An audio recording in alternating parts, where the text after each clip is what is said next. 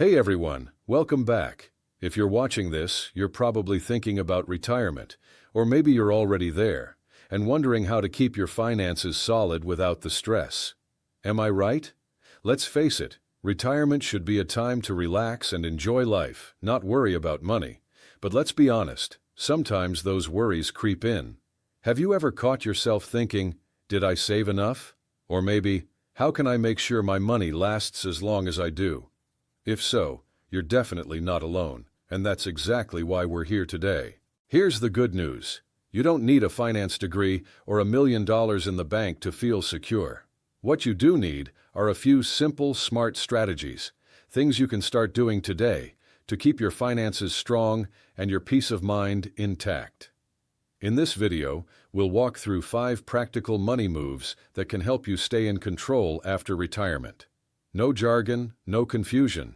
Just clear, actionable steps you can take, whether you're 60, 70, or beyond. Sound good? Great. Let's dive in.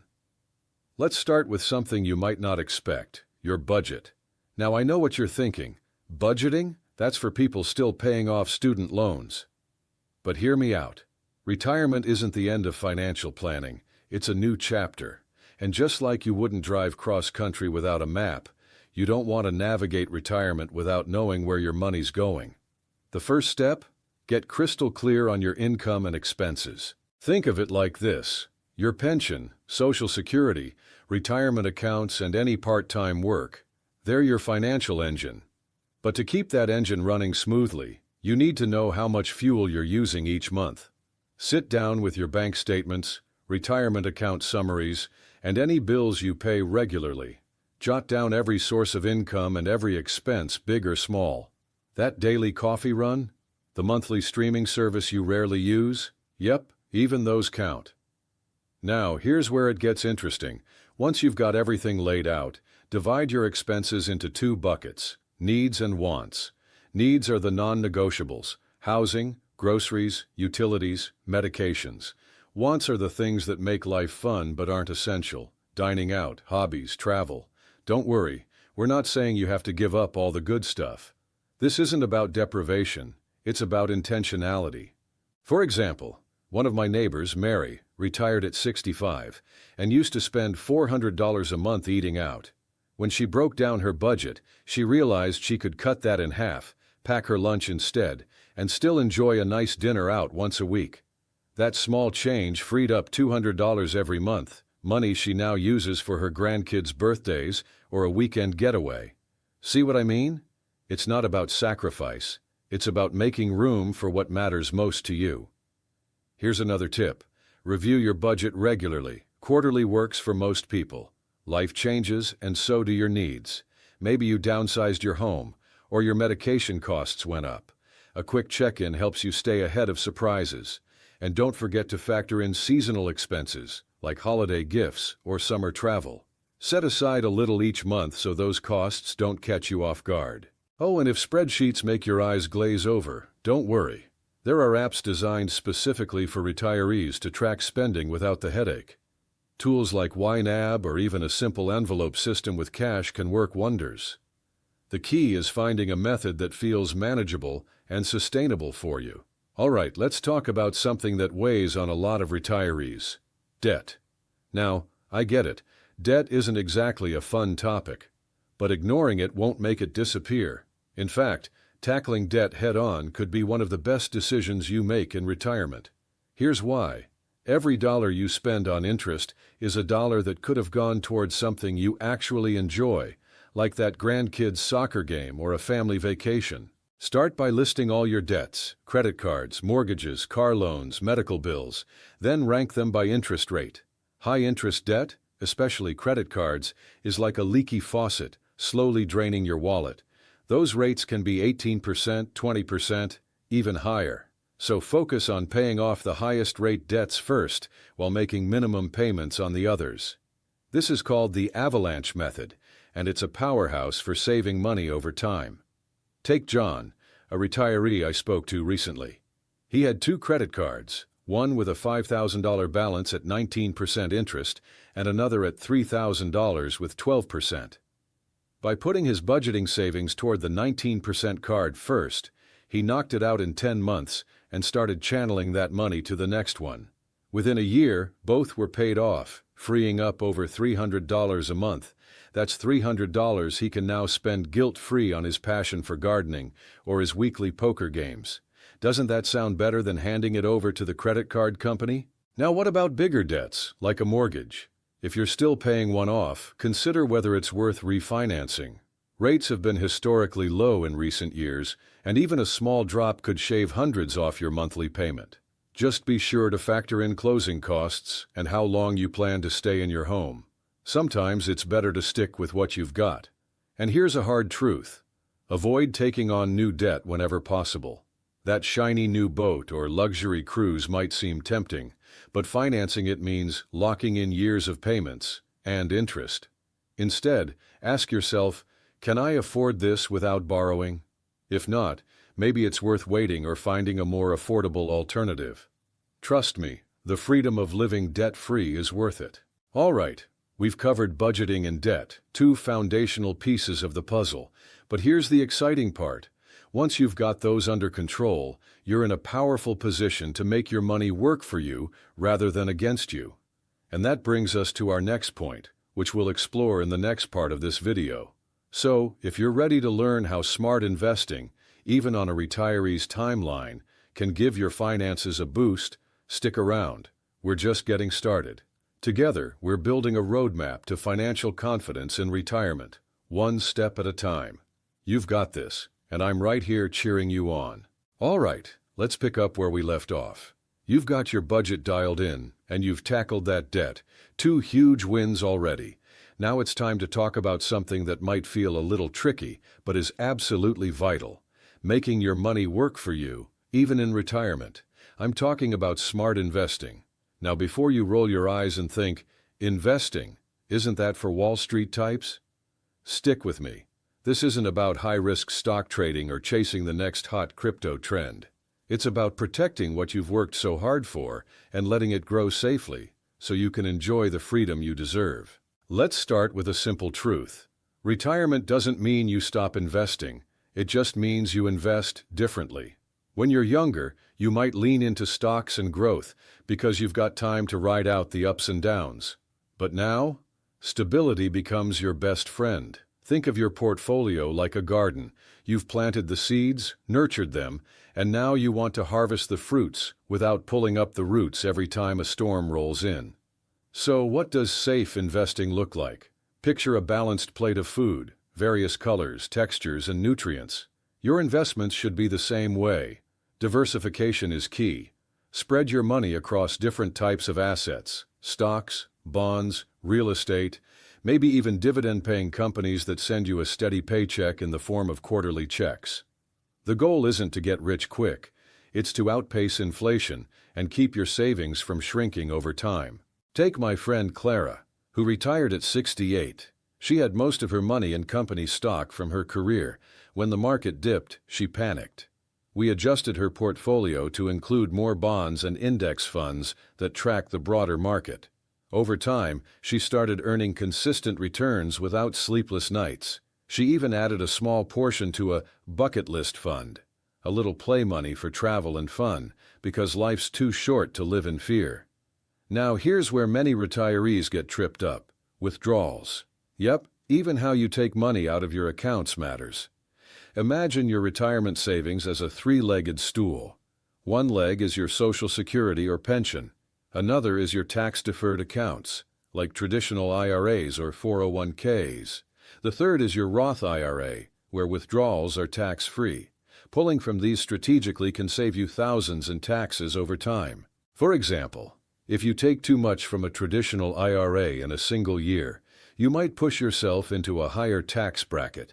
Instead, consider a mix of taxable, tax-deferred, and tax-free withdrawals. And don't forget required minimum distributions. Those mandatory withdrawals, you must start at age 73. Planning for these early can help you avoid penalties and keep more money in your pocket. Here's another tip. Work with a financial advisor who specializes in retirement. Not just anyone, someone who understands your goals and risk tolerance. They can help you navigate complex decisions, like when to claim Social Security or whether to convert part of your IRA to a Roth. And if hiring an advisor feels overwhelming, start with a free consultation.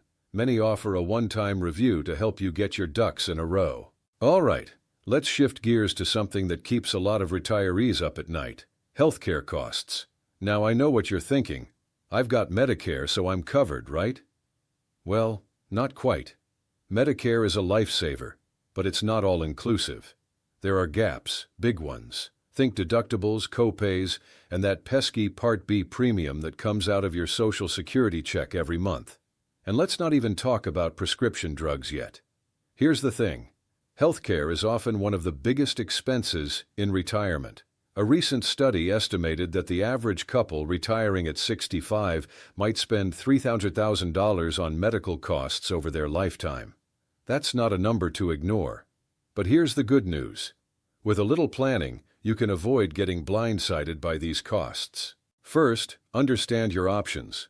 Original Medicare, Parts A and B, covers hospitals and doctor visits, but you'll still pay 20% of costs after the deductible. Enter Medigap plans, policies sold by private insurers to cover those out-of-pocket costs. They're not cheap, but for people with chronic conditions or frequent doctor visits, they can be a game changer. Then there's Medicare Advantage, or Part C. These plans, offered by private companies, bundle Parts A, B, and often D, prescriptions. Some even include dental or vision. But read the fine print. These plans often have networks, so if you see specialists or travel a lot, make sure your providers are in-network. And don't forget about Part D. Prescription drug plans vary widely in cost and coverage. If you're on multiple medications, shop around every year during open enrollment. A plan that's perfect today might not be tomorrow if your drug list changes or premiums spike. Here's a trick many retirees miss: health savings accounts, or HSAs. If you had an HSA before retiring, you can use those funds tax-free for medical expenses. Even better, after age 65, you can withdraw the money for non-medical purposes without penalty, though you'll pay income tax. Still, it's a flexible tool to have in your toolkit. But what if you didn't max out an HSA earlier? No worries. Start budgeting for healthcare costs now. Set aside a portion of your income each month into a separate account, just like you'd save for taxes or holiday gifts. Even $100 a month adds up to $1,200 a year, money that can soften the blow of surprise bills. Let me share a story. My Uncle Frank used to grumble about his Medigap premium until he fell and needed a hip replacement. Thanks to his plan, he only paid a $200 deductible. Without it, he'd have been staring at a $5,000 bill. Now he's back to gardening and volunteering at the library, grateful he made that choice. The takeaway: don't let pride or sticker shock stop you from covering your bases. Healthcare costs aren't optional, they're a fact of life. But with the right coverage and a little foresight, you can protect your savings and your peace of mind. All right, we've covered investing to protect your nest egg and healthcare planning to avoid surprises. But here's the next question. What if you want, or need, to bring in a little extra income in retirement? Maybe to fund a hobby, travel, or just have a cushion for life's little extras. Well, that brings us to our next point, which we'll dive into next time. If you're feeling a bit overwhelmed, take a breath. These steps aren't about perfection, they're about progress. You're already ahead of the game by being here, learning and growing. And if this part gave you a few aha moments, do me a favor, hit that like button and subscribe. It helps us keep making videos like this, tailored just for folks like you. All right, let's pick up where we left off. We've talked about budgeting, managing debt, investing wisely, and planning for healthcare costs. Now let's dive into a topic that often sparks curiosity and sometimes a little nervousness among retirees: creating extra income. Because let's be honest, even with careful planning, life has a way of throwing us surprises. A leaky roof, a spontaneous grandkid visit, or that dream trip you've been eyeing. Having a little extra cash can be a game changer. And here's the good news: you don't need to work a 9-to-5 grind to make it happen. Let me share a quick story. My friend George retired at 67 and thought his working days were over. But after 6 months of crossword puzzles and gardening, he missed the sense of purpose work gave him.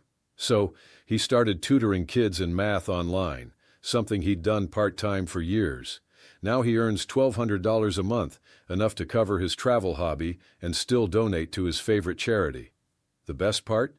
He works just 10 hours a week from the comfort of his living room. That's the kind of flexibility we're aiming for. Here's the secret. Your extra income doesn't have to look like a traditional job. Think about what you enjoy and what you're already good at. Are you crafty? Platforms like Etsy let you sell handmade goods with minimal upfront cost. Love photography? Try licensing your images on sites like Shutterstock.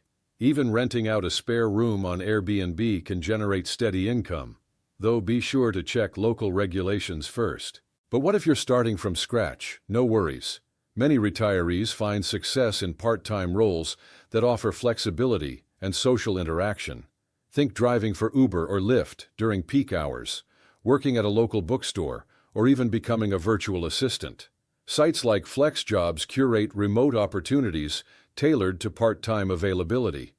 The key is finding something that aligns with your energy and interests. This isn't about burning out. It's about adding value to your life and your bank account. Now here's a hard truth. Not every income stream will work for everyone, and that's okay. The goal isn't to chase every idea, it's to test one or two that feel manageable. Start small. If you try something and it's not a fit, pivot. Think of it like planting a garden. You might lose a few seedlings, but with patience, something will bloom. Take Mary, a retired teacher I spoke to recently. She tried dog walking but realized her knees couldn't handle the pace. Instead, she launched a book club for seniors, charging a small fee for curated reading lists and discussion guides.